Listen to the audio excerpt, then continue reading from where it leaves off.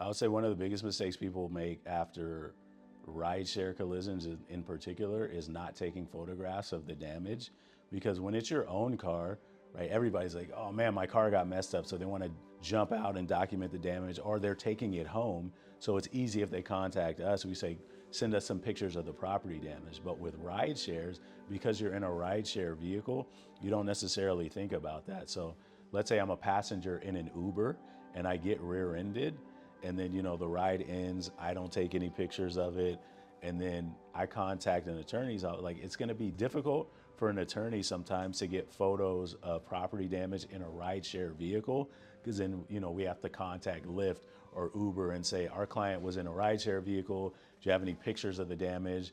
Oftentimes we can't get in contact with the driver of the rideshare, so it makes it more difficult to kind of assess the severity of the collision, or to corroborate the severity of the collision, and that collision could have caused the injury to the passenger, because we don't have pictures of the vehicle. Similarly, sometimes people are in ride shares and the rideshare driver is at fault. So then Uber's even less inclined to give us pictures of the property damage, because the Uber driver is the one at fault. So now if we contact Uber and they know their driver was at fault, even though Uber and Lyft, they say these guys aren't employees, they're independent contractors, but still they're not very inclined to send us photos of a collision where they know that we're trying to make a claim against their driver and Uber.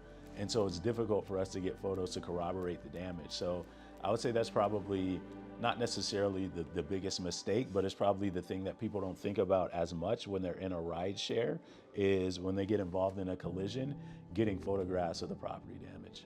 So a rideshare case involving like Uber or Lyft, it could be one of two things. The person could be a passenger in a rideshare vehicle, and then their driver is actually doing everything they should. And then, like, let's say their driver is going through a green light, this other driver just blows a red light and T-bones. That Uber driver is not at fault because he had the green light. This other person just blew the red light. So in that case, the liability really rests with this driver. And then if anything, if this driver doesn't have enough insurance, we might make an underinsured motorist claim against Uber, because Uber has underinsured motorist coverage that covers their drivers if the driver gets in a collision that's not the driver's fault and the third-party driver doesn't have enough coverage. Or you could be a passenger in a collision where the Uber driver is at fault.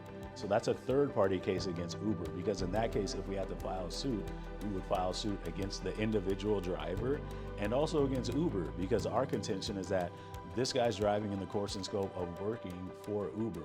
The complicating factor with those types of cases these days is, in the wake of Prop 22, they wanted an initiative that said their drivers are not employees, they're independent contractors. Since that's happened, there's also been case law that's come down that's basically favorable for rideshare companies in terms of these drivers being deemed independent contractors versus employees. But what it really means is there's this idea called vicarious liability.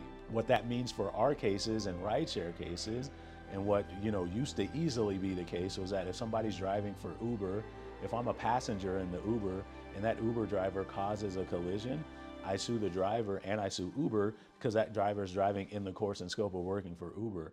Now Uber says, these guys are independent contractors. There is no vicarious liability because they're independent contractors, and they claim, like, we don't control how they go about doing their job. We don't mandate that they have to pick up every ride that comes to their phone.